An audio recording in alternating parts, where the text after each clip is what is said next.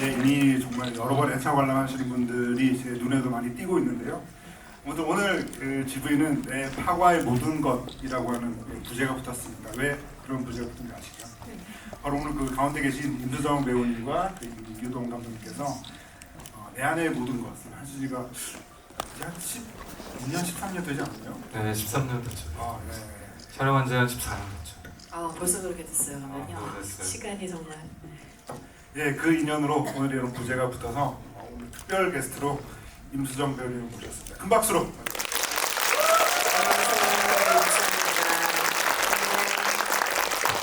네, 파워의 모든 것 즐겁게 대화 나누는 시간 됐으면 좋겠습니다. 감사합니다. 약간 그 대기실에서 그 민규동 감독님과 임수정 배우님께서 정말 뜨거운 포옹을 하셨는데요. 오늘 이렇게 함께 하신 소감이 어떠신지 좀 여쭤보고 싶습니다. 감독님, 저희는 그래도 저는 이제 내 안의 모든 것 작품 이후에 이제 저희는 이제 종종 안부도 묻고 이제 뵙고 뭐 커피도 마시고 차도 마시고 식사도 하고 그렇게 예, 이제 소식을 서로 전하고 있었고요. 제가 감독님께서 좀 좋아해가지고 네, 좋아하는 사람한테만 그럽니다. 사실 그 내 안에 모든 것 훨씬 전부터 몇 번의 그 인연이 좀 있긴 있었어요. 작품으로 만들 그죠 감독님. 네. 네. 김종국 찾기라는 영화가 제작될 때 네. 수필론에서 제작을 했던 네. 작품이었고, 다음에 네. 그리고 뭐 은밀한 유역이라는 또 영화도 있었고요. 그리고 내 안에 모든 것. 지금 연속 세 가장- 작품을 같이 한 거의 유일한 배우고 앞으로도 정말 그런 인연은 쉽지 않을 것 같은 특별했던 인연이 있는 배우고 감사하게도 내 안에 모든 것이라는 영화에 운명적으로 잘 만났었고 평양영화상 배우지원상 또 영화를 더 빛내주셨고 갑자기 다시 상기시켜 주셔서 감사합니다. 그게 네, 상 받았었어요. 30대 네. 초반인가 중반인가? 그래서 굉장히 이른 나이에 맞아요. 30대 초반 정도 됐던 것 그러니까 같아요. 네. 정말 엄청났던 그런 순간들을 간직하고 있었고 그 이후에도 다양한 행보를 보여줬던 배우로서 멀리서 가까이서 늘 응원하고 있었고요. 저는 GV를 이제껏 이제 극장에서 13번째 영화인데 많이 해봤었는데 제 영화에 출연하지 않은 배우랑 하는 GV는 처음이에요. 정말 특별하고 배우 본인에게도 이게 쉽지 않은 선택인데 선택을 이렇게 응해주셔서 고맙습니다. 아니, 저도 생각해보니까 아까 대기실에서도 잠깐 말씀드렸는데 제가 제 영화 아닌 영화에 이렇게 GV로 참여를 한 적이 감독님 좀 별로 없었더라고요. 이런 얘기를 나누면서 저희 그 감독님이 뭐 이렇게 수정아 뭐 하자 잘 지내 뭐 하자 이러면 진짜 별 생각 없이 네 이렇게 되는 게 너무 익숙해져가지고 이번 GV도 네 너무 재밌게 대화할 수 있을 것 같아요. 이렇게 하고는 슬슬 걱정이 밀려오는 거예요. 무슨 얘기를 해야 되지? 근데 미묘한 링크가 있긴 해요. 왜냐면 미안하다 사랑하다에서 그쵸? 이 파과의 링크가 있죠. 네. 이혜영 선배님이 제가 출연했던 대히트작이었던 그 미안하다 사랑한다라는 드라마에서 저는 아니고 제 소지섭 배우의 엄마 역으로 이제 나오셨어서 그 당시에 저는 이렇게 많이 자주 현장에서 뵙지 못했지만 그래도 아주 존재감 있는 중요한 역할을 해주셨었던 인연이 있고요. 그래서 괜히 저도 이 영화 처음 봤을 때 되게 반갑더라고요. 이현 선배님을 이렇게 연기를 쭉 볼 수 있어서 너무 좋았습니다. 그런 게 은근히 접점이 굉장히 많네요. 그리고 아까 말씀해 주셨지만 그 내 안의 모든 것에서 그 정인 캐릭터도 사실은 굉장히 그 당시로 보면 굉장히 혁신적인 캐릭터라고 해도 될 만큼 굉장히 인상적이었고 그리고 그 당시에 청룡영화상 여우주연상 수상하셨는데요. 그래서 사실 그 사이에 이렇게 좀 얘기를 주고받으셨으면 민규동 감독님이 파관을 만든다는 소식도 왠지 좀 들으셨을 것 같은데 혹시 그때 느낌 어떠셨는지도 좀 굉장히 궁금하네요. 네, 우연한 기회에 영화가 개봉되기 훨씬 전에 감독님하고 또 그냥 편안하게 식사하는 자리가 있었어요. 그러다가 이제 근황 얘기하고 하다가 감독님이 이제 이 촬영 촬영을 어떻게 했고 촬영 이제 편집 중이고 뭐 이런 얘기 해주시고 언제쯤 개봉할 거다 이런 얘기 해주셔서 알고 있었어요. 그래서 너무너무 개봉이 되기를 기다리고 있었고 처음에 감독님이 이 작품에 대해서 말씀하실 때 아 역시 여성 서사의 이야기라면 감독님이셔야 되겠구나라는 생각이 많이 들었어서 저도 그냥 감독님의 영화의 그 한 명의 팬으로서 이 영화가 빨리 나오기를 기다리고 있었던 것 같습니다. 네, 그리고 이제 뭐 공지사항 말씀드리면요, 그 아주 좀 1시간 정도 진행이 될 예정인데 그 후반부에 또 객석 질문 받는 시간도 있고요. 객석 질문 해주신 분께는 그 영화 속 그 대사가 이 자수로 새겨져 있는 책갈피를 드리고요. 그리고 그것과 별개로 여기 이제 좌석 배치도를 제가 가지고 있는데요. 무작위로 5분 추첨해서 A3 사이즈의 사인 포스터 증정을 하니까요. 마지막까지 자리 지켜주시면 감사하겠습니다. 그러니까 역시 오늘 또그 임수정 배우를 모실 자리다 보니까 아무래도 뭐 이혜영 배우에 대한 얘기를 좀 해주셨는데 사실 오늘 이제 이혜영 배우가 이 자리에 안 계시잖아요. 그렇기 때문에 뭔가 이혜영 배우에게 물어보고 싶은 것을 임규동 감독님에게 좀 대신 물어보면 어떤 질문이 있을까 저는 굉장히 궁금합니다. 저는 일단 사실 이 영화 화가의 가장 놀라운 점은 뭐 관객분들도 당연히 그렇게 저와 같이 느끼시겠지만요. 그 이혜영 선배님의 어떤 그 조각이라는 여성 캐릭터가 이제 이끌고 가는 이 서사인 것 같아요.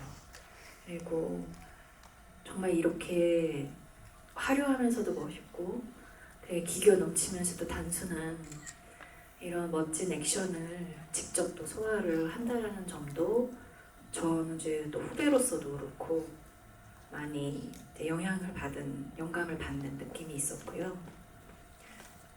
무엇보다도 사실 뭐 이혜영 선배님을 배우로서 이렇게 지금 잘 알고 있는 관객과 조금 낯선 관객들이 분명히 있으실 텐데 그냥 그 여성 배우의 어떤 매력을 존재감 있는 모습을 이 영화에서 다 보여줄 수 있어서 전 되게 좋더라고요. 그래서 그런 면에서도 이 원작 자체가 큰 매력이 있는 거라고 들어요. 저는 솔직히 아직 원작을 보지는 않았어요. 영화는 2번 봤지만 이 원작을 보고도 어떻게 단번에 그러니까 이혜원 배우여야 한다라는 생각을 하셨는지 그리고 이런 그 여성 서사가 가득한 매력적인 원작을 보고 단박에 이제 감독님이 꼭 이걸 하고 싶다라고 생각한 어떤 지점이 어떤 면이었는지는 궁금합니다. 그때 아마 내 안에 묻은 것 때가 다시 떠오르긴 하는데요. 그 시나리오 내용을 보고 아무도 임수정을 생각하진 않았던 것 같아요. 그냥 많은 분들이 다른 배우를 이렇게 제안했었고 저는 그때 임수정 배우를 우겼었어요. 그때 SK2의 화려한 모델이기도 했었고 청초함과 어떤 뭐랄까 깨끗한 정말 그렇게 집에서 막 옷 벗어던질 것 같고 그렇지는 않은 완전 다른 종류의 세계에 살 것 같은 배우로서 이미지가 있었기 때문에 저는 사람들이 아직 보지 못한 다른 이면의 임수정 관객들과 정말 만나고 싶다.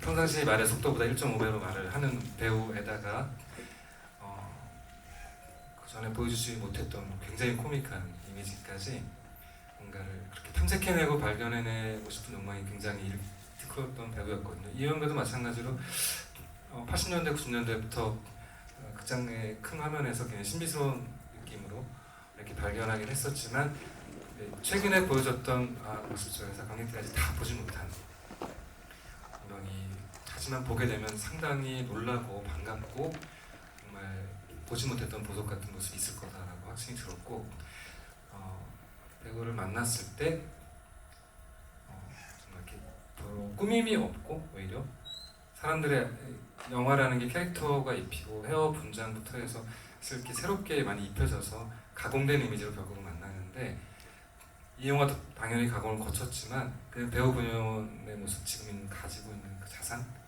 지금 상태 그대로가 너무 매력적이었기 때문에 이건 정말 운명적인 순간이구나 이런 생각이 들었었어요. 그 개인적으로 좀 궁금할 때 혹시 이혜은 선배님이 처음부터 단박에 이 작품을 참여하고 싶다 하셨는지. 자기랑 똑같아요. 하지 않았었고 저는 그랬거든요. 감독님 제가 이거 못할 것 같아요 감독님. 그래서 제가 이걸 해서 괜히 작품을 해를 끼치면 어떡하죠? 제가 이런 면이 있나요? 저는 이랬던 것 같아요. 그죠? 똑같은 답을 하셨고 중간에도 그만둔다 그랬었잖아요. 맞아요. 너무 힘들어서 힘들었어 저는 그때. 왠지 자신이 없어서 이현 선배 똑같이 준비하다가 중간에 내가 이걸 다 표현할 수 있을까? 내가 이 액션을 담보할 수 있을까? 내가 그걸 전체를 끌고 가면서 주제를 전달하면서도 이걸 믿게 할 수 있을까?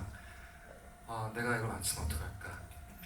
사람들이 또 혹시 지금 내가 보여주는 이 노년의 삶을 보고 나를 뭐랄까 좀 덜 매력적으로 보면 어떨까? 정말 늙어버린 어떤 사람을 보면 어떨까? 하여튼 온갖 종류의 불안과 공포 속에서 끊임없이 회의하고 의심하는 입장을 가졌던 것 같아요. 나는 그걸 끝없이 설득하고 어떻게든 나는 관객을 설득할 수 있다라고 확신을 주는 방식으로 계속 같이 사실 내 안에도 불안과 공포가 있었고 나도 이 결과적으로 관객들이 정말 좋아하거나 매력적인으로 느낄 배우를 끝내 완성할 수 있을까? 이 질문은 마지막 촬영 날까지도 있었고 그래서 마지막 촬영이 끝나는 순간에 이제 컷 사인을 안 하고 수고했어요 라는 말을 하고 이제 뛰어가서 안고 난 어떤 눈물이 터져 나와서 그 의심의 끝에 결국 이런 순간이 있었구나 이런 감격의 기억이 있어요. 저도 인터뷰 감독님 이제 인터뷰 내용 중에 그 대목이 되게 인상적이었었어요. 마지막 그 놀이공원 마지막 하이라이트 액션 장면을 찍고 컷, 뭐 지금 말씀하신 거는 이제 컷을 하지 않고 수고하셨습니다 얘기하고 현장으로 가셔서 배우분하고 함께 부둥켜 우셨다고 해서 그걸 그 정도는 아니에요? 그랬는데 나만 울었던 거 같고 이혜은 선배님은 그 정도. 이혜영 선배님이 그때 찍힌 사진을 보면은 사람이 자기가 가지고 있는 에너지를 120% 소진해 버리면 나오는 사력을 다해서 정말 찍고 눈동자의 초점을 정말 잃고 이렇게 톡 치면 쓰러질 것처럼 겨우 버티고 서 있는 그런 느낌이었어요. 그래서 저 연기가 죽기 직전에 나도 곧 죽을 거니까 좀 이따 보자라고 하는 연기를 하고 있는데 정말로 그 상태에 가 있는 것 같은 거의 인사 상태의 느낌까지 그런 이미지가 있어서 정말 마라톤을 하다가 죽는 사람이 있잖아요. 자기도 모르게 뛰다가 심장이 어디까지 갔는지 모르고 그런 것처럼 이영배가 그 순간에는 정말 평생 한 번도 넘어보지 못한 선을 넘었던 게 아닐까 이런 기분이 있어요. 그야말로 파가의 모든 것이군요. 근데 진짜 모든 예능에서 배우 입장에서는 진짜 자신의 모든 것을 다 그냥 그냥 우리가 그냥 편하게 얘기하는 말로 갈아 넣었다 그러죠. 충분히 그러셨을 거로 조금 감히 짐작을 해보고요. 뭐 또 후배 배우로서 또 같은 또 여성 배우로서 정말 쉽지 않은 도전이었을 것 같다. 근데 이걸 이렇게 너무나도 대단하게 해내셨구나라는 생각이 들어서 나중에 또 기회가 된다면 직접 말씀도 드려보고 또 감독님도 한번 말씀을 전해주시면 감사할 것 같습니다. 그럼 혹시 그 인터뷰 내용이 좀 인상적으로 다가왔던 이유는 저 사람이 나랑 영화를 찍을 때는 안 그랬는데 왜 달라졌지라는 생각을 하셨던 건지 왠지 이전작을 함께 하셨던 배우다 보니까 현장에서의 그 민규동 감독이 어떤 사람인지 굉장히 궁금하고요. 또 그거 말씀해 주시면 민규동 감독님도 사실은 그 또래 한국 남자 감독들에 비하면 장편 연출 편수가 압도적으로 많은 감독님이세요. 그래서 그때랑 비교하면 뭐 나 자신도 현장에서 좀 이렇게 달라졌다. 뭐 이렇게 좀 해줄 수 있는 부분도 있지 않을까 싶습니다. 뭔가 제 머릿속으로 들어갔다 오신 것 같은 느낌인데요. 근데 사실 또 장르가 다르기도 하고요. 내 안의 모든 것 같은 경우는 또 조금 더 유쾌한 장르에 있었고 이렇게 또 한 인물 또 두 어떤 관계성이 있는 인물 하과처럼 두 관계 한 인물과 두 관계성의 있는 인물을 되게 심리 그 안에 심리까지 이렇게 파고드는 정도는 아니었기 때문에 저희 그때 당시에 현장에서는 내내 그냥 웃으면서 했던 것 같아요. 그리고 모니터 앞에서도 감독님은 늘 가장 즐거워하셨었고 배우가 현장에서 힘들어도 즐거워하셨었고요. 모니터 앞에서.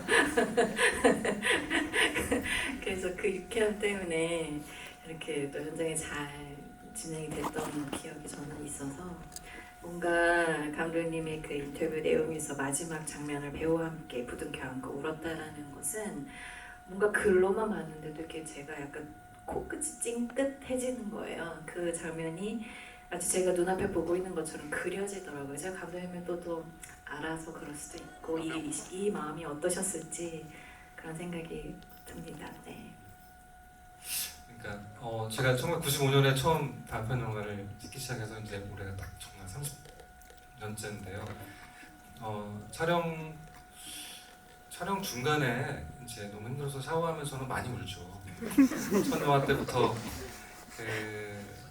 이제 혼자 우는 순간은 사실 굉장히 많았는데 촬영장에서 운 거는 사실 처음이었어요. 그거는 저도 이제 의도치 못하게 소리 내서 오열을 한 거는 처음이었고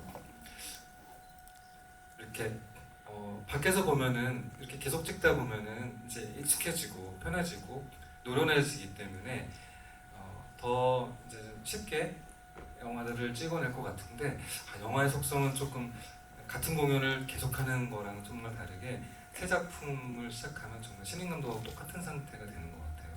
새로운 배우랑 새로운 조건에서 뭔가 새로운 텍스트를 가지고 찍어내니까. 그래서 첫 영화 찍을 때처럼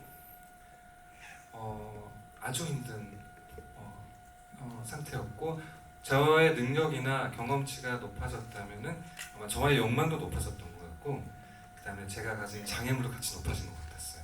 그러니까 옛날보다 더 높이 뛰어서 더 멀리 뛰고 그렇게 완전히 또 새로운 경험으로 이번 영화도 그렇게 신선하게 맞이했던 것 같고 그래서 끝까지 어떻게 될지가 끝이 안 보여서 마지막 순간에 드디어 이제 어떤 터널을 통과했구나 이런 느낌의 그 울컥한 순간이 있었던 것 같아요. 그 울컥한 순간에 혹은 그럼 이제 조각을 연기한 이혜영 선배님과 단 한 명의 배우와 그런 더 공감대를 형성을 하신 건지 저는 개인적으로 이제 투를 연기한 김성철 배우의 연기도 정말 좋았는데요. 어느 쪽으로 더 마음이 가셨는지 너무 잔인한 질문인가? 밸런스 게임. 약간 원래 이제 배우 입장에서 보면은 작품을 하면서 유독 감독님이 더 연민을 두거나 공감을 하거나 마음이 이렇게 가게 되는 캐릭터가 있기 마련이거든요. 그런 면에서 그냥 농담처럼 제가 여쭤본 거고 그 김성철 배우가 저는 좀 대단하다고 좀 느꼈던 점은 왜 그런 거 있잖아요. 이혜영 선배님은 그냥 그 자체 존재 자체로 너무나도 포스가 있으시기 때문에 약간 사실 거의 투탑과 다름이 없는 구조인데 뭔가 그 에너지를 그대로 이렇게 같이 대등하게 갖고 간다는 느낌이 많이 들었었어요. 그러면 그리고 감정의 변화는 사실 조각은 좀 이렇게 잘 표현하지 않게 묵직하게 이렇게 흐른다면 왜 감정에게 변화는 사실 투가 더 이렇게 보여지잖아요. 그래서 그런 면에서도 저는 이 배우의 모습이 되게 연기적인 면에서 되게 좋았거든요. 김수철 배우랑 어떠셨는지 궁금합니다. 네. 배우가 보기에 사실 아주 본능적으로 화면을 다 보고 영화 전체 보고 감독은 잘 모르고 무의식적으로 자기는 모든 배우를 사랑하고 모든 캐릭터를 위해 최선을 다했다고 생각하지만 여기에도 애정이 갔구나 이런 느낌이 들 수 있잖아요. 이번 영화 어떠셨어요? 내가 누굴 더 사랑했던 걸까요? 나의 무의식은 어땠을까? 아니 그 감독님 말씀 들어보고 싶어요. 감독님 무의식은 어땠을까?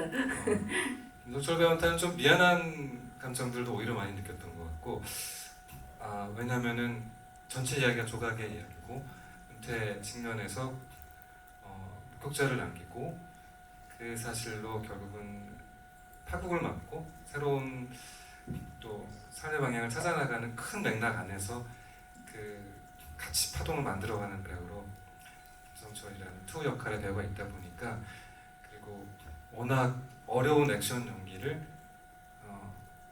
이영 배우가 하다 보니까 항상 촬영장에 촬영 그날 가장 긴 대기를 하고 마지막 짜투리의 시간에 최선을 다해서 빨리 잘 소화해줘. 그리고 기회를 많이 주지 못하고 그래서 김성철 배우는 그 짧은 기회 안에서 자기 최선을 다해서 연기를 해왔기 때문에 그런 점이 안타까우고 다음에는 좀 조금 더 잘 해볼게. 그리고 다음 촬영장에 와서 똑같이 또 미안해 이제 반복됐었는데 점점 나아질 거야. 그런데 마지막 촬영장에서 기회가 가장 적었어요. 김성철 배우에게. 만약 마지막 액션의 클라이막스와 감정과 모든 게 거의 특히 조각에게는 죽음 직전까지 가잖아요. 그러다 보니까 그 몇 미터씩 전진해 나가는데 5미터 전진하는데 하루 걸리는 거예요. 정말 보기에는 금방 지나간 5분짜리의 과정이지만 그러다 보니까 막판에 김성철의 그 배우로서의 기회는 정말 더 어려운 조건 속에 자신은 그 최선을 다해서 자신의 뭔가 표현을 해내야 됐던 그런 상황인 것 같아요. 그러니까 그랬다면 또 왜 이제 촬영 현장이라는 건 늘 그런 상황이 이제 놓여지게 되거든요. 뭐 불가피하게 조금씩 뭐 지연이 된다거나 뭐 그런 상황에서도 어떻게든 나에게 주어진 그 짧은 시간 안에 내 모든 걸 또 다 표현해야 되는 게 또 배우의 몫이니까. 근데 또 더 대단한데요. 대단한 친구인 것 같아요. 근데 영화가 조각의 영화고 자신이 조각을 빛내기 위한 존재로 조각 옆에 그 일종의 콘트라스트죠. 이렇게 서 있다는 그 캐릭터의 정체성을 너무 잘 아니까 그것을 자기 운명처럼 받아들이고 묵묵히 잘 해낸 것 같아요. 끝날 때까지 그 불편함을 내색하지 않고 그래도 그건 또 너무 고마운 일이죠. 아니 그리고 또 이제 OST에 참여까지 했잖아요. 김성철 배우가.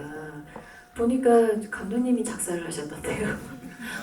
관객분들 보셨나요? 이제 느클들이 이렇게 올라가면 감독님 민규동 감독의 그 작사가 되어 있습니다. 그래서 더더욱이나 더 그 가사에 이렇게 집중해서 듣게 되는 그런 매력이 있었어요.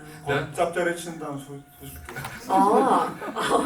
내 안에 모든 것 때도 고 이성균 배우랑 같이 춤출 때 나오는 음악이 불어 가사로 나오잖아요. 네. 그때 제가 작사를 해서 그때도 그렇게 하셨어요. 네. 그 음조협에서 매달 만원 전후에 영화로부터는 저작권료는 없지만 가사 저작권료는 좀 나오고 있어요. 그때는 한 30분 정도 잠깐 작사해서 쉽게 만든 거였는데 이번에는 한 1년 정도 뭐 거의 A4 한 8페이지 정도의 다른 버전의 가사들을 계속 만들어 왔었고 원래 노래 제목은 나의 이름 조각, 조각이 부르는 노래고 마지막에 조각의 이야기여야 된다고 생각했었기 때문에 조각 이름을 가사를 썼었는데 영화 만들고 나서 크게 베를린에서 그 영화를 보면서는 생각이 조금 더 바뀌어져서 투가 사실 김성철 배우가 노래를 잘 부르니까 노래를 할 수도 있는데 투가 노래를 할 이유는 저는 없다고 생각했었어요.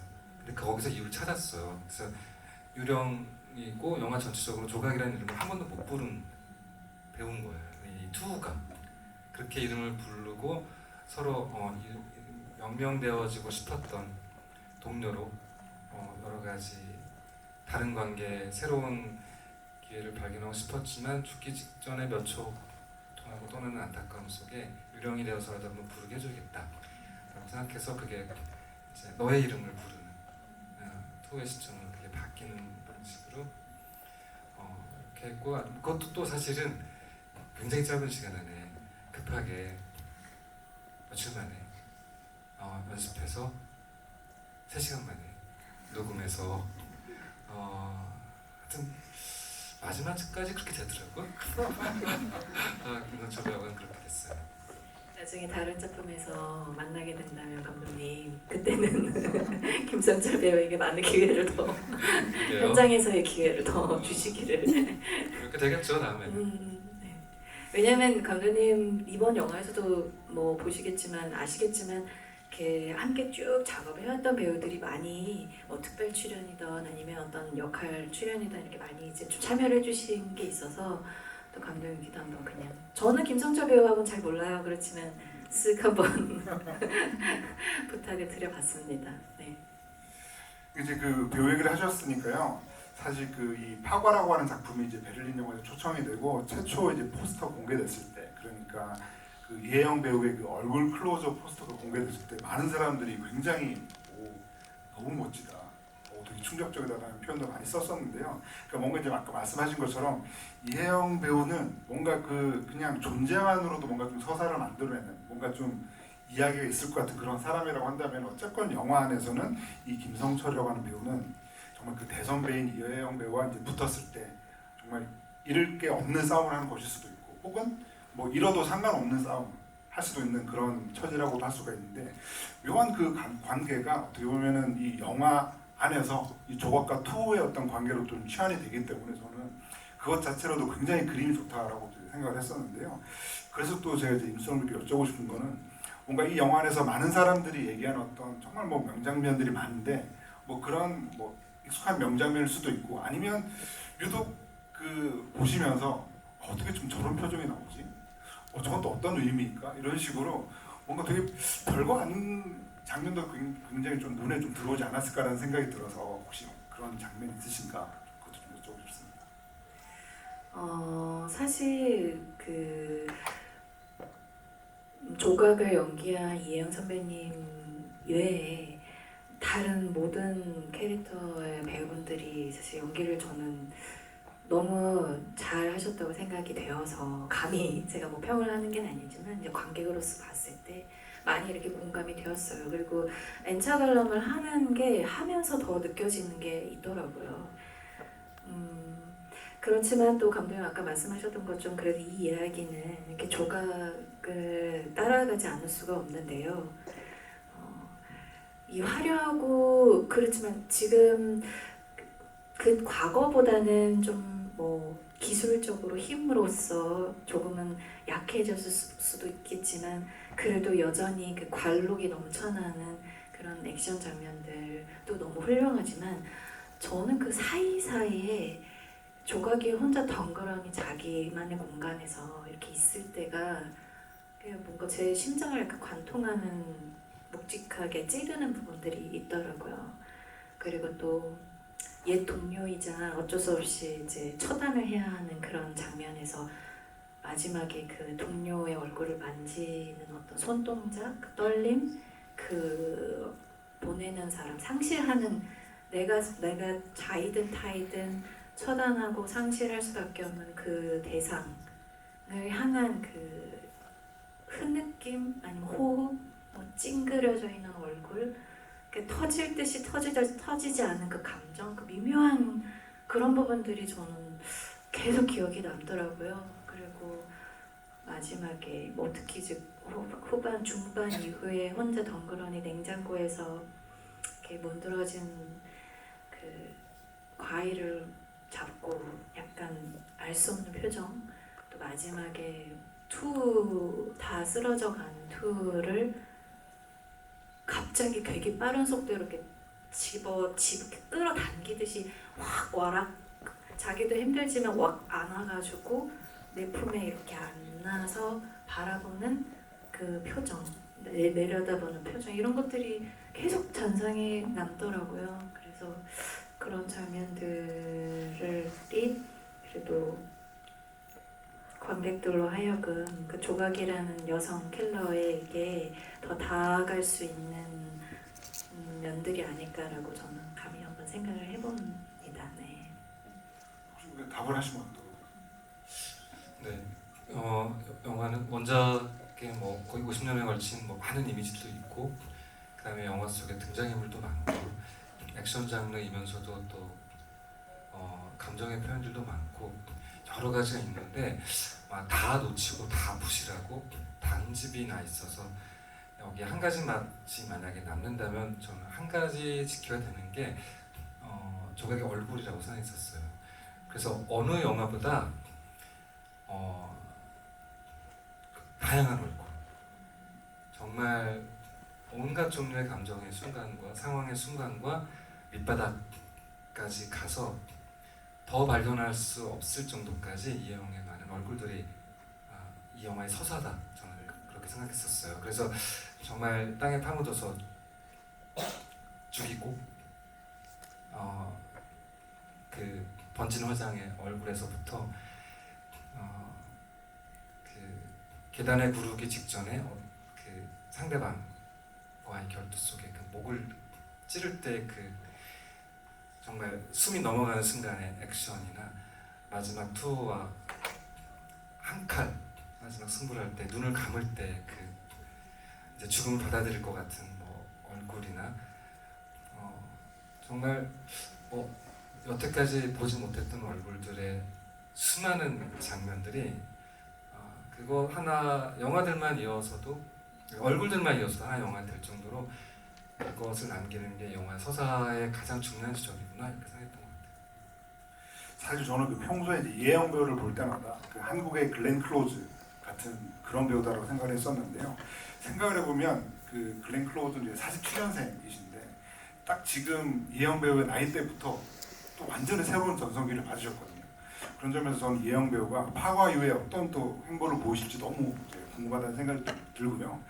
그래서 이제 뭐 제가 마지막으로 이렇게 임성배에게 질문을 드리고 이제 객석으로 이제 질문을 넘기면 어쩔 수 없이 그 이제 한국 영화에서 활동하는 그 여성 배우로서 이 파과의 이혜영 배우를 보고 있으면 지금 현재 이혜영 배우의 나이대에 그 내가 그 나이대가 되면 과연 어떤 모습일까 이런 것들도 좀 상상하지 않으셨을까 이런 생각을 좀 해보게 되거든요. 어떠신가요? 지금 몇 살이지? 수정이가? 나이는 묻지 않을게. 공개적으로 나이를 물어보세요. 검색하면 나옵니다. 그런 생각을 진짜 안 할 수가 없어요, 자연스럽게.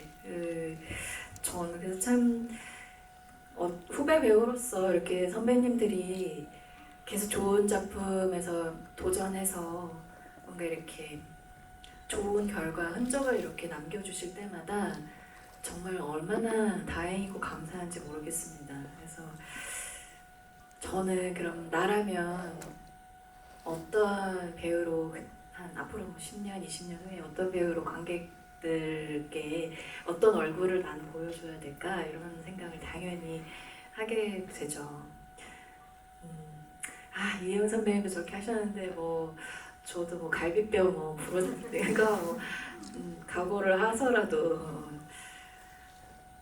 더 좋은 감히 어떤 정말 이게 가능할까 싶은 도전들을 저도 후배 중에 한 명으로서 이렇게 후배 중에 한 명의 배우로서 좀 해 나가면 어떨까 이런 생각을 또 저도 해봅니다. 네, 이제 장르 사실 저도 지금 가끔은 무섭거든요. 뭐 어떤 액션 장르라든지 약간 한계를 넘어야 하는 어떤 기회들이 주어질 때 사실 두려워요. 두렵고 무섭고 과연 잘할 수 있을까. 그런데 그런 생각은 그냥 들지도 않게 해야 될 것 같아요. 계속해서 좋은 도전을 해 나가는 배우로 저도 이제 관객분들께 보여드려야 되지 않을까라는 생각을 많이 했습니다. 네, 알겠습니다. 네, 고맙습니다. 네, 이제 객석실로 가보려고 하는데요. 그 집을 이렇게 진행해 보면 거의 그 제가 지목을 하면 대부분 5번 이상 보신 분들이더라고요. 그래서 이제 첫 질문은 오늘 파과를 처음 보신 분 질문을 받아보면 어떨까 싶습니다. 그렇게 질문 한번 해보도록 하겠습니다. 여기 네 번째 흰옷 입으신 반팔 흰옷 리바이스? 특정. 그 뒤에 분이 마이크가 있나요? 그래서 제가 두 분 다 연달아서 해주시죠. 네. 네. 제가 생각하기에 조각은 원칙주의자라고 조금 느꼈는데요. 근데 강 박사한테는 그 전에 있던 그 류를 오버랩해서 살려줬다고 생각하는데 왜 그 투는 어렸을 때 살려줬는지 그게 너무 궁금합니다. 어떤 감정으로 그 아기를 살려줬는지. 어떤 감정이었을까요?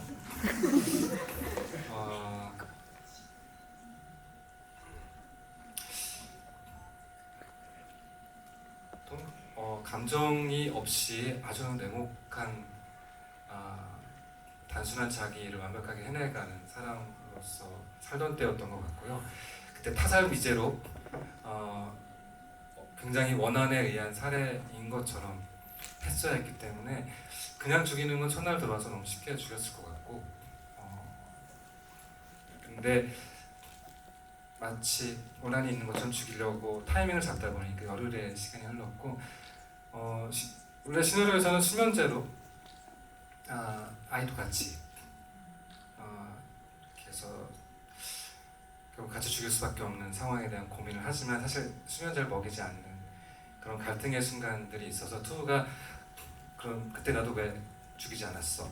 라고 방역일지를 봤을 때는 투우가 자료에서 봤을 때는 나도 죽일 수 있었었구나 하지만 살려줬었구나 라는 걸 뒤늦게 알아서 그 질문을 하거든요.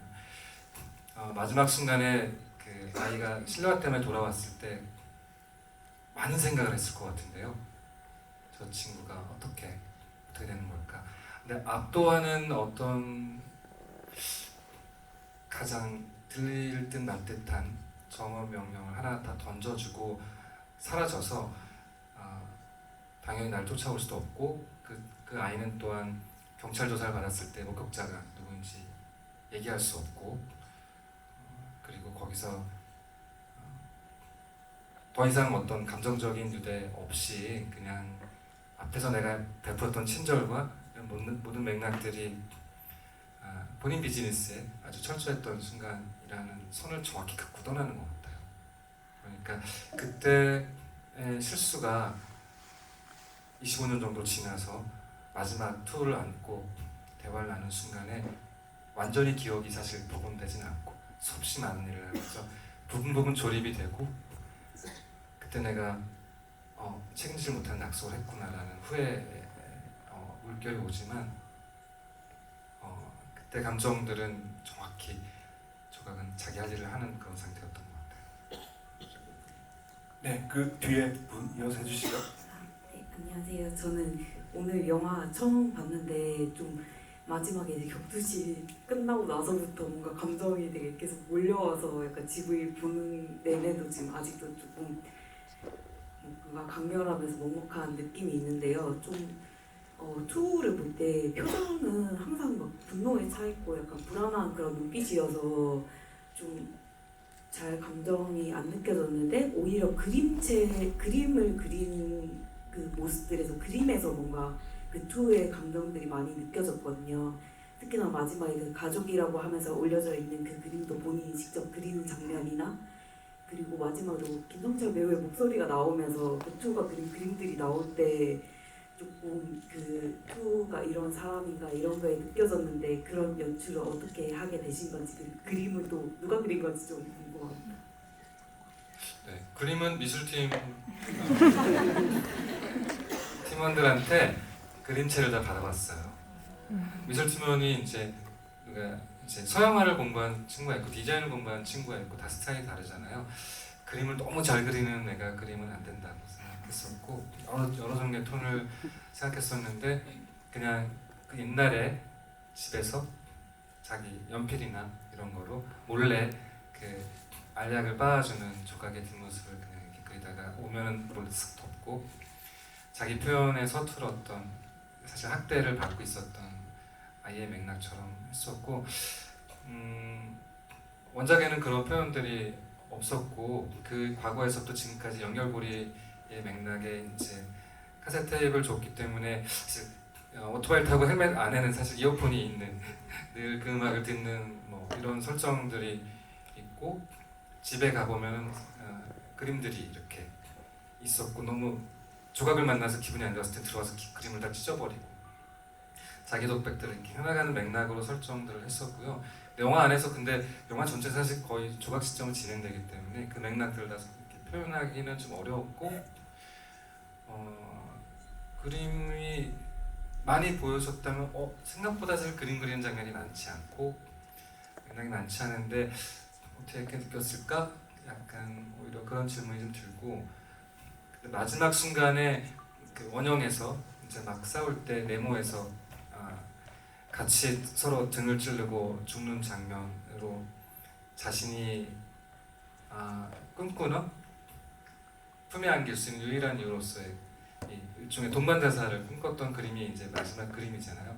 그래서 원래는 크레딧에 그런 그림들을 다 결국 표현하고 그 미처 전하지 못했던 메시지들을 표현할까 말까 고민이 좀 있었어요. 왜냐하면은 조각 이야기로 가는 어떤 마지막 감정의 맥락이 혹시나 투 이야기로 너무 치환돼서 오히려 조각이 흐릿해질까봐 그런 고민이 있었어요. 근데 마지막에 이걸 다 정리하면서는 이 모든 감정이 조각을 어떻게 바라봤냐로까지 넘어가고 그게 노래 가사까지 이어지면서는 토의 마음들, 토의 시점으로 바라본 조각의 삶이나 맥락들이 전달되는 방식으로 조각이 다시 퍼즐이 완성될 수 있겠구나 이런 생각으로 그림의 메시지를 활용했던 것 같아요. 예, 또 이어서 질문 받겠습니다. 임수정 배우님에 대한 질문도 환영합니다. 영화 질문 해주세요. 영화 질문. 5번째 여기 복도 쪽이요.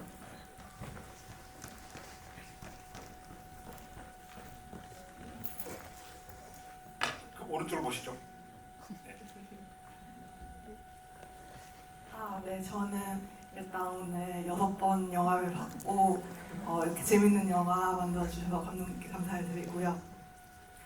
저는 질문하고 싶은 게 조금 간단한 질문이긴 한데 제가 본 게 맞는지 궁금해서 질문을 드리려고 합니다.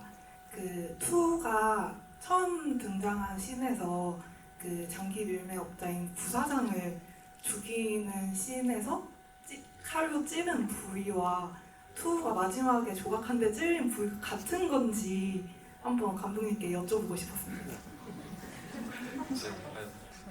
네, 정말 많은 질문을 하셨고 이제 새로운 구석구석 찾아낸 질문을 어떻게 봤어요? 맞는 것 같아요? 안 맞는 것 같아요. 대단하신 관찰력이 계신데요.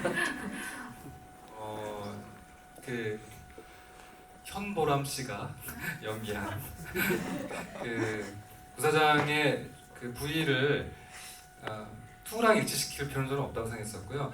투는 고통스럽고 그러니까 투의 모토는 그거였어요. 천천히 고통스럽게잖아요.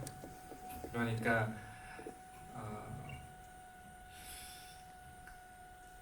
그냥 쉽게 너무 죽일 수 있는데 겨드랑이에 아주 신경이 모여 있는 것을 둔탁한 모기인 핀셋으로 찔러서 그걸 후벼 파는 거예요.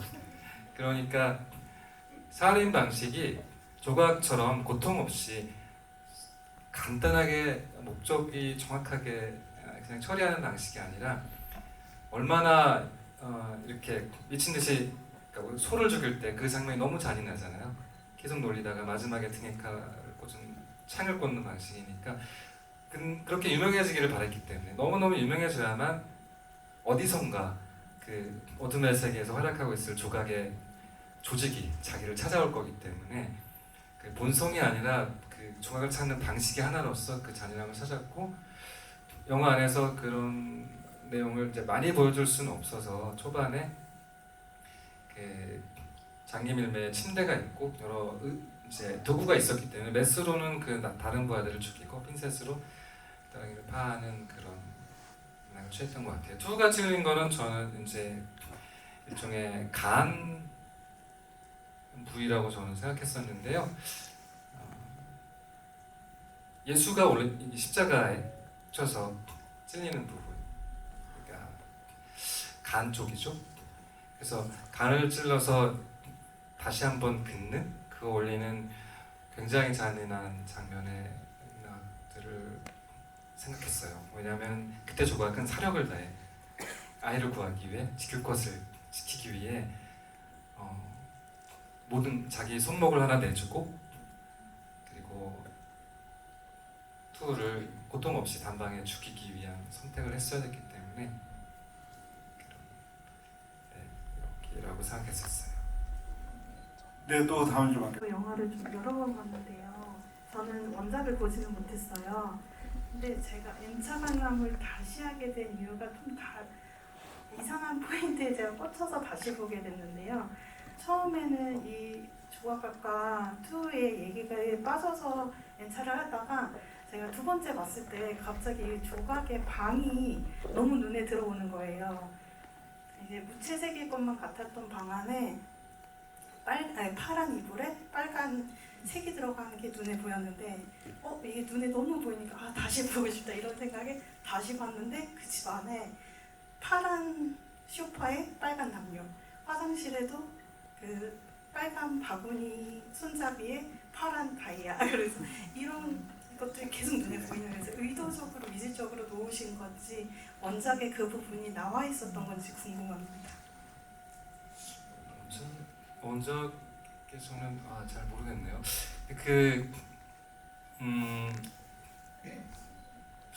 빨간색이 영화 안에서 사실 영화가 이제 킬러들이 나오는 영화다 보니까 킬러라는 단어는 나오지 않지만 사실 직접적으로 사실 피를 상징하는 부분이 많이 있어서요. 그 뉴가 누워서 지킬 것 만들어진 남자를 얘기했을 때도 사실 빨간색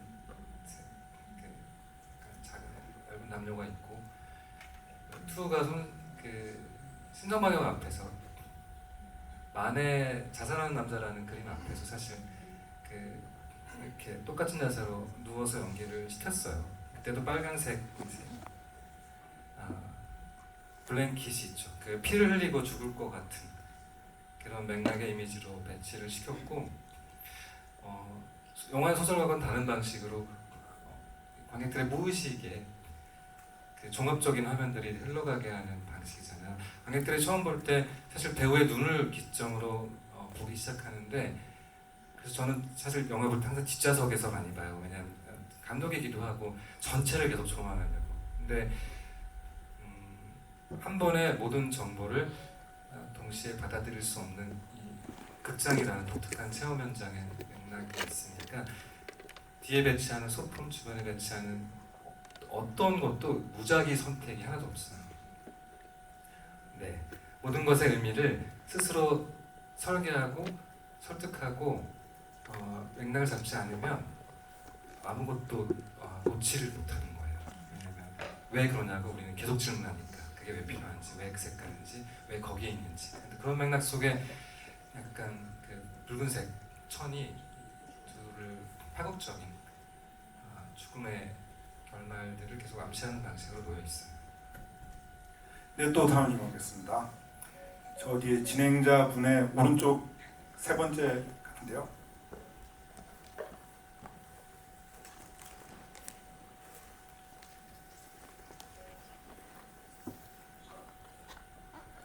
그 작품에서 묘와 조각이 나쁜 사람 벌레를 죽이는 일이 신성하다고 말했는데 감독님도 그들과 같은 생각을 계신지 날씨가 더워지고 있습니다. 그 사람들은 그렇게 생각하기도 한 것 같아요. 네, 저는 모르죠. 시나리오에 그렇게 있으니까 그렇게 표현된 것 같은데 그 감독님 쓰신 거잖아요. 그 타이타닉의 유명한 그 질문과 대답이 있잖아요. 왜 디카프리오는 케이트 윈슬렛을 위에 올려놓고 케이트 윈슬렛은 왜 올라오라고 한마디도 끝까지 하지 않고 자기만 살아서 잘 가라고 하는지. 그때 우리 감독님의 대답은 뭐였냐면 시나리오에 그렇게 써 있었다? 그랬던 것 같아요. 시나리오에 그렇게 써 있는데 시나리오는 사실 어떻게 써 있냐면은 원작의 한 구절이기도 하죠.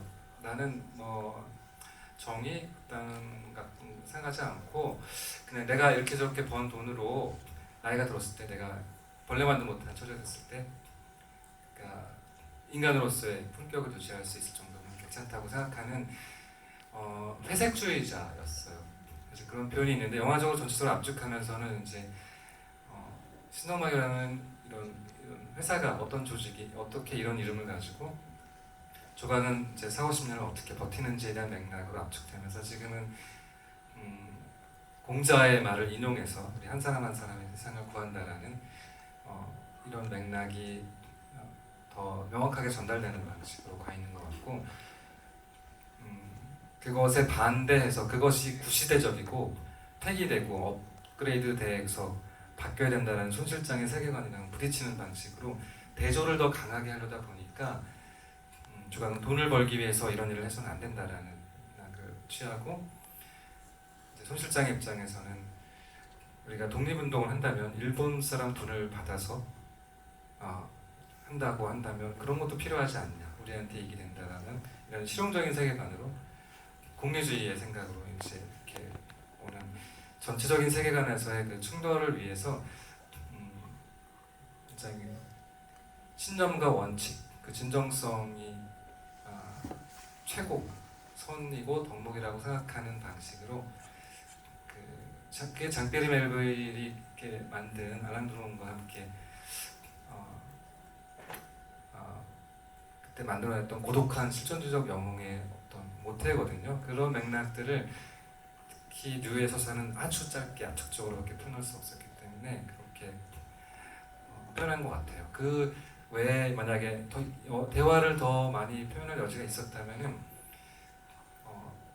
너무 그렇게 정의 강박적인 그런 신념에 파묻힌 사람으로 표현은 좀 안 됐을 것 같아요. 저는 좀 더 회색적인 삶이면 어땠을까 그런 생각을 하고 있어요.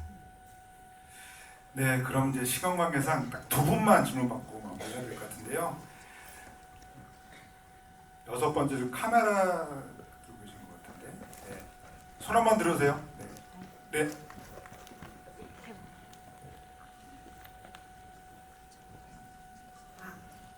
안녕하세요. 저는 떨려가지고 질문을 미리 적어왔는데 그대로 읽겠습니다. 감독님께 드리고 싶은 질문은 화가를 여러 번 보다 보니까 등장인물들 뒤에 명화 같은 게 많이 그려 있더라고요.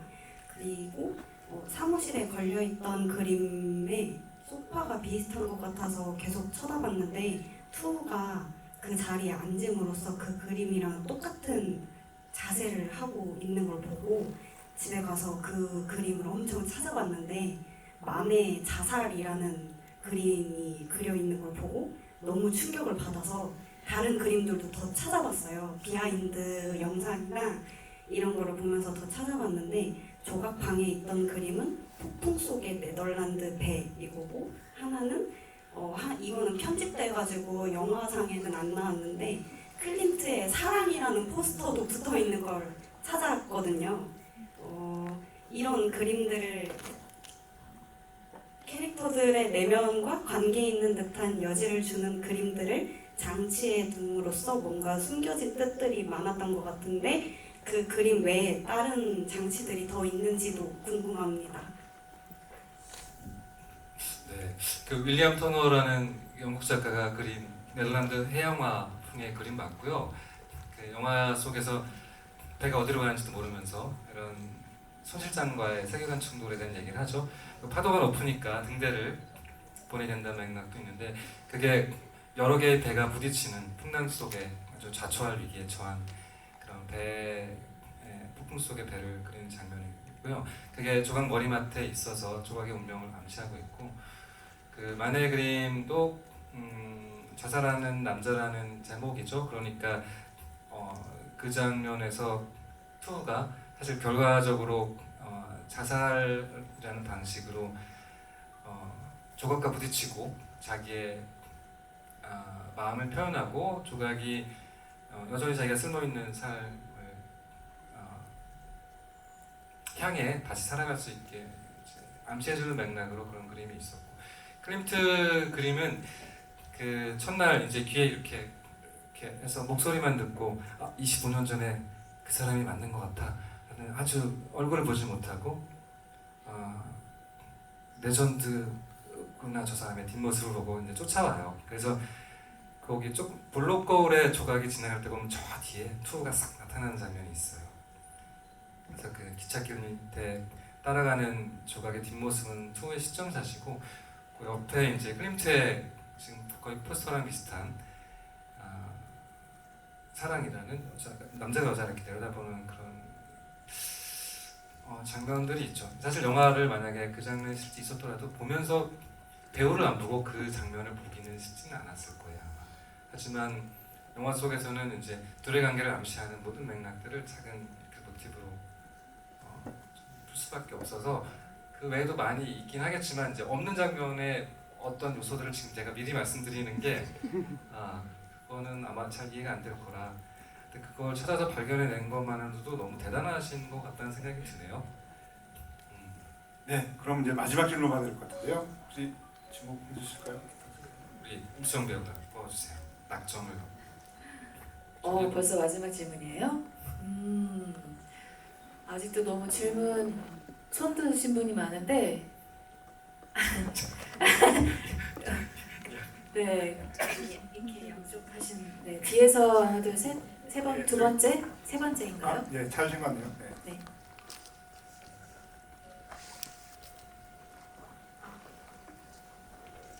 저도 이번에 영화를 처음 관람하는 건데요.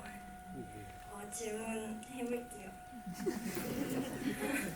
용기를 너무 내시고. 떨려가지고. 투가 마지막에 조각이랑 싸울 때 급소를 찌르지 않고 되게 좀 살 수 있는 그런 신체에다가 상처를 낸 것 같은데 이게 그 투의 원칙인 천천히 고통스럽게 보내기 위한 것이 아니라 조각이라서 그런 건지, 그러니까 조각에 대한 그런 약간의 사랑이 있어서 그렇게 살살 퍽 때렸는지. 이렇게 하셨어요. 살살 푹 때렸는지. 네.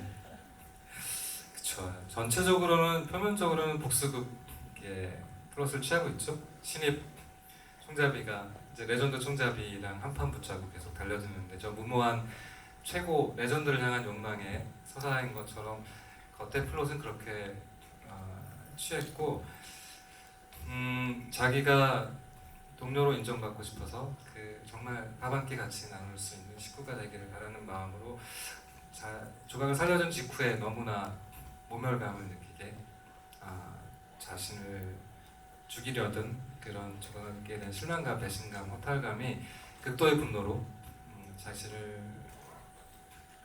뒤집어 놓았고 그렇게 차 안에서 죽을 수도 있다고 생각했었죠. 어차피 그 사람 손에 죽을 수 있다면 그것은 나쁘지 않으니까. 네,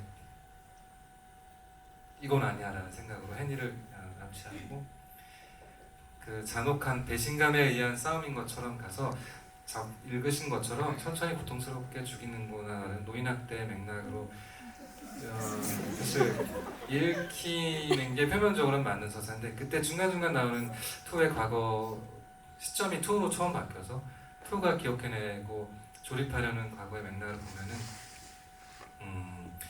사실 진짜 죽으면 안 되잖아요. 투의 도박은 원형에서도 만약에 총에 맞아 죽었다면은 투는 진짜 자기 머리에 자기가 돌멩이를 박았을 정도로 하지만 믿었던 거죠. 막 그 정도는 다 통과해낼 수 있는 거대한 전투력의 소유자고 본인이 그걸 느끼고 심장이 여전히 뛰고 살아있는 사람으로서 최고라고 느끼게 해주는 방식으로 죽지 않을 정도의 맥락이고 나중에 그것을 조금 있다가 보면은 사실 나를 봐달라고 내가 여기 온 이유를 알아봐 달라고 그리고 내가 원하는 것은 뭐 사랑 같은 어떤 노골적인 그런 단어의 맥락이 아니라 너무 소박하게 내가 잘 컸다고 그냥 우리 같이 밥을 먹을 수도 있고 이 자신이 좋아하는 일을 같이 할 수도 있는 아주 최소한의 인간관계로 또 복원되기를 바라는 마음인데 그 모든 시간 끄는 이유가 어쨌든 해니를 살리기 위한 강 선생네를 지키기 위한 것이라는 걸 아는 순간 어쨌든 불구덩이에 뛰어드는 것처럼 조각을 향해 칼을 날리지만 조각은 그거를 피해내고 막아내고 자신을 이겨서 살아남을 거라는 것도 알고 있는 아주 복합적인 이제 맥락의 액션 설계를 했던 것 같아요. 그러니까 뒤쪽 네모의 액션은 그 원형에서는 스펙타클의 그냥 장르적, 물리적 액션을 거기서 다 보여주고 네모로 와서는 서로 누군지 알아보는 이제 드라마의 액션을 가져가는 과정이었기 때문에 고민은 좀 있었어요. 너무나 노인을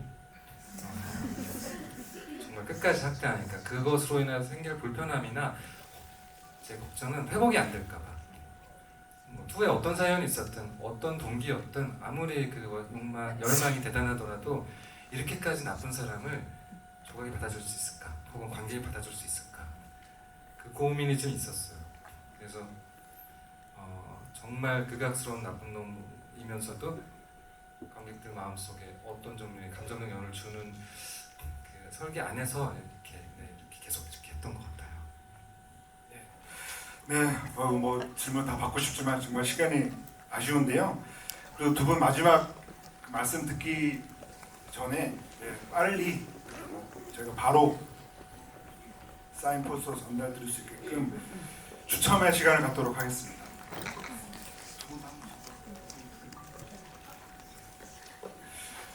제가 바로 이제 두 분 지목을 할 텐데요. 손을 크게 힘차게 들으시면은 전달드리기가 쉬울 것 같습니다.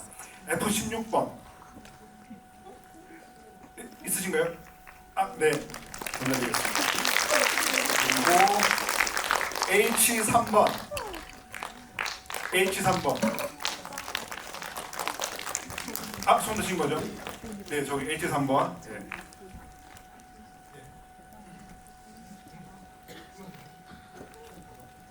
네. 도영을 만났던 조각의 나이가 몇 살인지 혹시 아세요? 16살. 아, 조각이요? 36살? 그때 조각의 나이 16이 아니에요. 말씀하시는 분이 없구나. 거기까지는 아직 못 갔구나. 38세예요. 그러니까 I 11번? I 11번. 네. 네, 축하드립니다. 네, 두 분 지목해 주시면 이제 오늘의 5명이 완성됩니다. 네, C18번이요. 발음지. 자신 있게 얘기해야 돼요. 예, 그래도. C18번. 네, C18번이요. 네, 여기 예. 네, 드디어 대망의 마지막 네, 마지막 다 수령자가 되시겠습니다. 다 드리고 싶은데 많이들 N차 관람을 하셔가지고 네, G2번이요. G 있으신가요? 2번. 네, G2 저쪽에 계시네요. 아, 네. 감사합니다. 이렇게 사인 정말 따뜻하시네요. 사인 포스터의 주인공 다 결정됐고요. 그리고 이틀 전에 그 강윤성 감독님이 오셔가지고 또 집을 하셨는데 최근에 또 파인 촌뜨기들 함께 작업하셨잖아요. 그 강윤성 감독님이 게스트의 본분을 망각하고 그 파인의 공개를 무려 3번이나 AI처럼 얘기를 하셨는데요. 뭐 그 작품 소개 포함해서 또 마지막 인사 말씀 들어보면 어떨까 싶습니다. 뭐 제가 이제 이제 곧 공개될 차기 작품이 강윤성 감독님과 함께 이제 시리즈 드라마 작품이어서 디즈니 플러스에서 곧 올 여름에 공개가 될 것입니다. 네, 많이 기대를 해주시면 감사하겠고요. 사실 저는 그 영화 이 파가를 보고 제가 이 자리에 같이 감독님하고 이렇게까지 이야기를 나눌 수 있는 자리가 될지는 그때는 상상을 못했는데 사실 저도 여러분들 많이 보신 분들만큼은 아니지만 제가 2번 봤거든요. 이 영화가 참 감독님 있으셔서 더 말씀드리겠지만 정말 N차 관람은 무조건인 것 같습니다. 진짜 저희가 이런 영화도 사실 드물었는데요. 보고 두 번째 봤을 때 정말 더 좋았고요. 보고 난 다음에 엔딩 크레딧이 또 올라가는데 그냥 거의 바로 다시 보고 싶은데 이런 느낌이 들었어요. 끄덕끄덕 하시는 분들이 좀 계신 것 같아요. 그래서 이게 이 영화 파가의 매력이구나. 정말 계속해서 살펴보고 뜯어보고 이렇게 보게 되는 매력이 있는 작품이고 이런 멋진 여성 서사를 영화로 만들어주셔서 정말 감독님 사랑해요. 여러분들 함께 좋은 대화 나눠서 감사합니다. 즐거웠습니다. 연차 안에도 한 번만 봐도 너무 많은 사람들이 보는 영화도 만들고 싶은데 이번에는 아마 제 욕심이 훨씬 더 많았던 것 같고 더 많은 감정들을 영화라는 작은 그릇에 아주 겹겹이 쌓아놓고 여러 번 볼 때 그 의미들이 조금 더 많이 양파국수처럼 바꿔질 수 있는 그런 종류의 영화가 되겠구나라는 생각으로 해봤었고 그걸 발견해 주시는 여러분들 대단하신 것 같고 그런 재미가 있다면은 또 그런 보기 드문 독특한 하나의 새로운 영화구나 이런 생각이 들어요. 그렇게 응원해 주시고 관심 가져주셔서 너무 고맙고 이제 새로운 또 관객분들이 또 극장에서 계속 파과를 볼 수 있도록 계속 응원 부탁드리겠습니다. 고맙습니다. 네, 오늘 이 시간 함께 해주신 두 분께 큰 박수 드리면서 마무리합니다. 저희 사진도 찍나요? 아니면 빨리 갈까요? 어떻게 할까요? 시간 어떠세요? 관객분들하고 사진 잠깐만 그럼 기다려 주시면 네, 좌석 유지해 주시면은 기념사진 촬영을 하도록 하겠습니다.